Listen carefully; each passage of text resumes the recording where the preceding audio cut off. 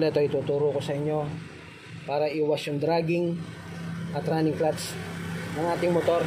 Ito yung proper way na paglagay ng mga clutch lining, clutch plate, pati na rin yung clutch hub at clutch wheel. Okay, ito binabad na sa langis to yung mga lining. Ito yung clutch hub.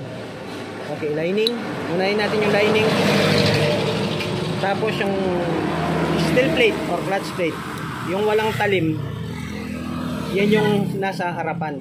Yung matalim, yun yung nasa likod. Yan. Okay, yan.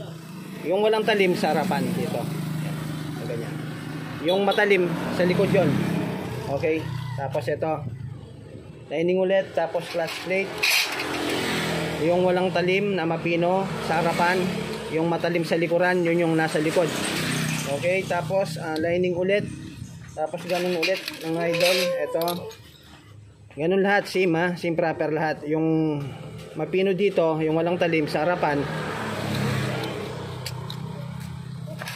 tapos lining ulit tayo, tapos ito steel plate ulit, yung mapino sa harapan, yung yung matalim sa likuran. Okay, ito yung mapino dito sa harap, yung matalim sa likod. Iwas dragging po yan, guys. Ayan. Okay na. Pagkatapos makikita mo mga idol, ito iwas running clutch naman tayo. Ayan, makikita mo yung marking nito, clutch hub. Pati sa likuran, ayun, meron siya. Ayun, oh. Itatapat mo lang yung clutch wheel na may arrow. Ito. Okay, ganun yan. Tatapat mo dito sa may marking na to, ng bilog. Yun, oh. Pasok na pasok, di ba? Kasi kapag ganyan yan, kapag hindi mo tinapat yan, ayun. Oh, yun, oh, maganit siya. Oh, nakasiwang, mga idol, no? Pag linagay mo yan, nakaganyan yan, nakasiwang. Running clutch po yan, mga idol.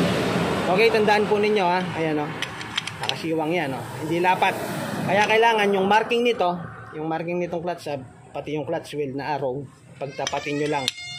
Yun, oh. Pasok. Okay? Ganun lang, mga idol. Okay, tips para sa inyo lahat. God bless po.